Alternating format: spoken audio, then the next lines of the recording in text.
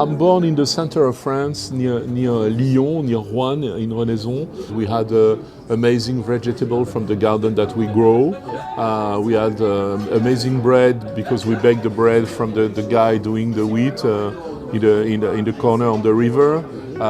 We had some chicken, some good rabbit. My father was going hunting, and we go to grab some mushrooms and forage some plants. And so I don't know, but maybe it charged you with in a way what is the real taste, and more than the real taste, you learn what is good for your body, and then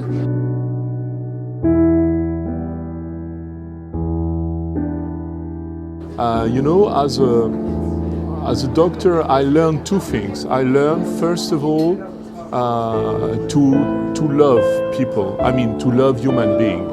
We all are very, poor human beings. We deal with what we have, and so I have a lot of empathy for that.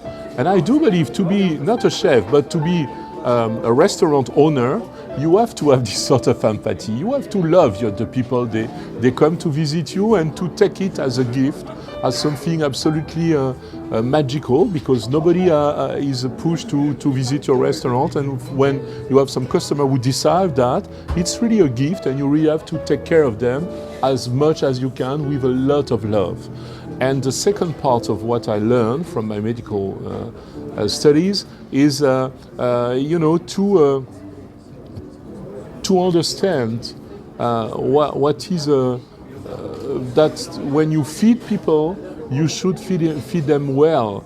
I mean, not doing good dishes, amazing scenario or stories or whatever, but on the first place, on the first time you think about creating a dish, you think about how you give more energy, more life, more everything that concerns your body and that's gonna make you in a super shape. And what I like very much is when, and this happens very often, when we have customers that after a long lunch or dinner, as you had, with, 12, 14 courses, which are not one bite courses, but real courses, they say, oh my God, I feel better than when I came in.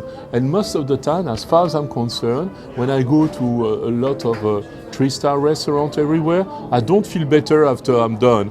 I just feel I'm gonna die, So for me, it's super important. And this is the key point of the story. And maybe this is the link between what I study and what I get from life too, and how I cook in a way. I am in the kitchen every day. Yes, I cannot. To tell you the truth, I have such an amazing team and talented team. I can be away.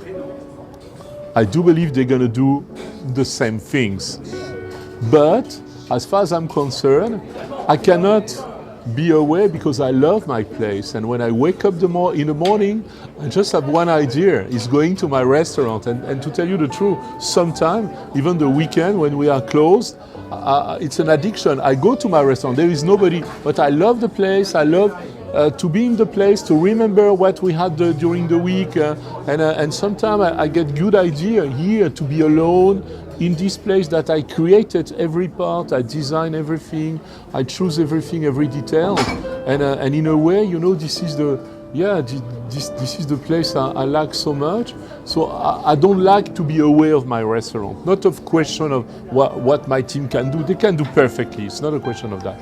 But I have to be here. And the second point, maybe also super important, is that as you see, it's an open place. I mean, there is not a kitchen in the back, and there is the room for dining. Everything is on the same place.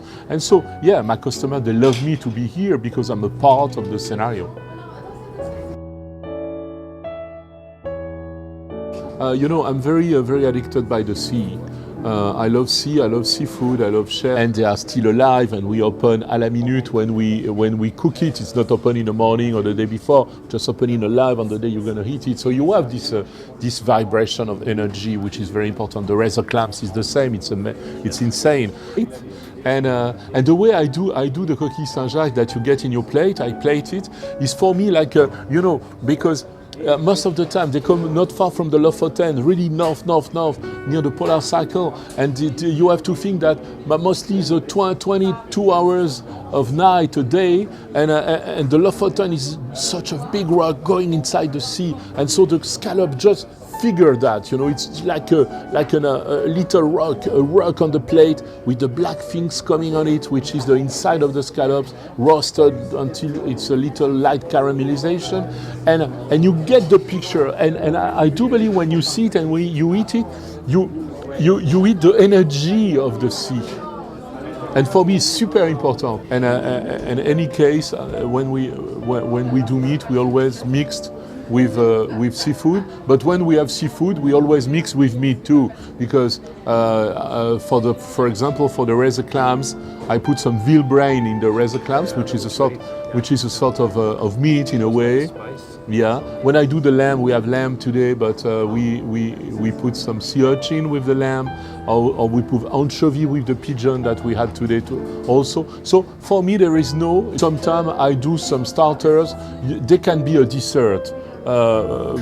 Without sugar, but we don't put so much sugar in the dessert too, and I like that. It's not an ambiguity, but it's something supernatural in a way. And for me, mixing what is the seafood with some meat, or meat with seafood, or with shell, or with fish. I do the fish. My rock and pork is a fish with pork.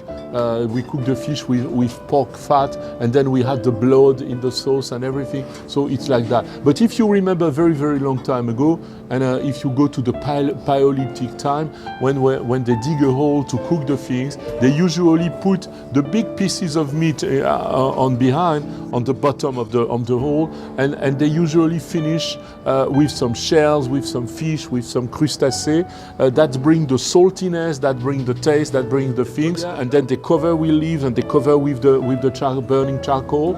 And so that was super interesting, because that was the salt and the umami in a way for the meat, and so I keep that in mind all the time. Yeah, I don't like, I'm very outcast, as you know, so I don't want to put things in shells to say, okay, this belongs to me, so this is me, this belongs. No.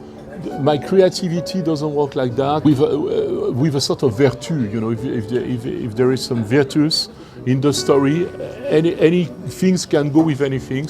And sometimes I say to my guys, put that in the story. I don't want anybody knows, but you have to put that. For example, today we do the topinambour soup that you had maybe with the coffee cream and the cacao bean, but in the topinambour soup there was foie gras, but you don't know there is foie gras. I see you, yes, you cannot know. But if there was no foie gras, you will not have this suavity and amazing taste, so that means that you can put anything with anything, but the problem is how much you put, and sometimes you want to may know, sometimes you don't want to may know, because it's not a question, it's just something that have to go with. We can use it in a very clever way, and like we use in a lièvre à la royale. In the sauce of lièvre à la royale, there is foie gras, chocolate, and everything, but you don't know. In my pigeon, there is chocolate too, there is pain d'épices, there is many things, but you don't care. What is important is that when you eat it, you say, oh my God, it's good. Because when I create dishes, sometimes it's just a landscape, a panorama that I get, or energy from a landscape, and then I put it in the plate. But I don't tell, but this is my inside story to do it this way.